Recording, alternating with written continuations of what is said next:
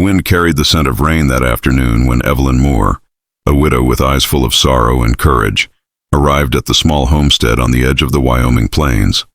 Her wagon wheels groaned under the weight of her few belongings: a trunk, a Bible, and a cast-iron pot that had seen better days. The sky stretched wide and merciless above her, but it was nothing compared to the hollow silence that had lived in her heart since the day her husband never came home from the war. She had answered an ad in the town's post office. Widowed rancher seeks cook to help raise 6 children. Most folks in town said she was crazy to go, that the Turner family was cursed by bad luck and hard times, but Evelyn had nothing left to lose. Only the hope that maybe, just maybe, her hands could still build something good. When she reached the gate, the sight before her made her chest tighten: a worn-out house, a man standing tall on the porch, and 6 barefoot children staring at her as if they'd just seen a ghost. The man's name was Thomas Turner, his face weathered and kind, though lines of exhaustion cut deep around his eyes. "You must be the widow Moore," he said, his voice rough like gravel. "We ain't got much, but what we got you're welcome to." She smiled faintly, setting down her trunk. "I didn't come for much, Mr. Turner, just to cook and earn my keep." That night, as the storm rolled over the plains, Evelyn lit a fire in the old wood stove and began cooking with what little she found: a few potatoes, some beans, and a handful of cornmeal. The children watched from the table, whispering and giggling, their curiosity outweighing their hunger. The youngest, little Mary, crept closer and tugged at Evelyn's skirt. "Are you really a widow?" she asked in a trembling voice. Evelyn paused, looked down, and said softly, "Yes, sweetheart. But that just means I've got room in my heart for more people to love." Something in her tone quieted the room. When the food was finally ready, the smell filled the cabin like a promise.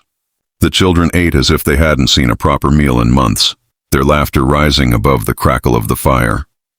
Thomas sat at the head of the table, silent at first, then muttered, "Ain't heard this kind of noise in a while." Evelyn smiled. "Noise means life, Mr. Turner. Best sound there is." Days turned into weeks, and soon her presence became the heartbeat of that home. She taught the girls how to bake bread, mended the boys' torn shirts, and sang hymns while scrubbing the washboard under the morning sun. But it wasn't easy. The ranch was failing, and Thomas was a man who had forgotten how to hope. One evening, when the crops lay dry and the cattle were thin, she found him sitting on the porch, his head bowed. "You're losing faith," she said gently, placing a hand on his shoulder. He sighed. "Faith don't fill empty bellies."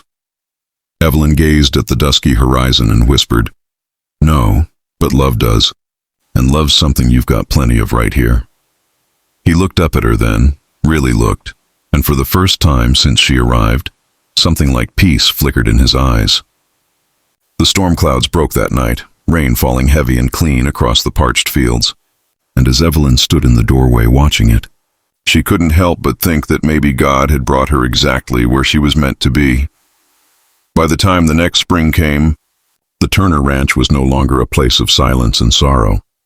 The air buzzed with laughter, the smell of baking bread, and the kind of warmth only a true home can hold. Evelyn had become more than just a cook. She was the soul of the house, the steady rhythm that kept everyone moving forward.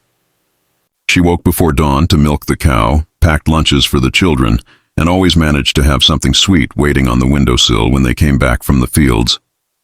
Thomas worked harder than ever, his back bent under the weight of the land, but he wasn't alone anymore.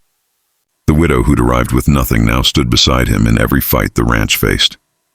When sickness came to the valley that winter, Evelyn stayed up through countless nights nursing each child back to health, her hands trembling but her heart unshaken.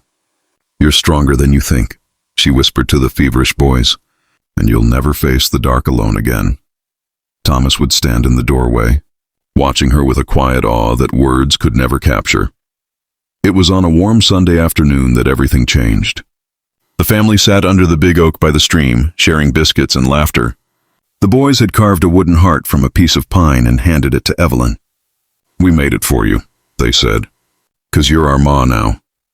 Tears filled her eyes as she held that rough little heart against her chest, unable to speak. Thomas reached out, his hand brushing hers.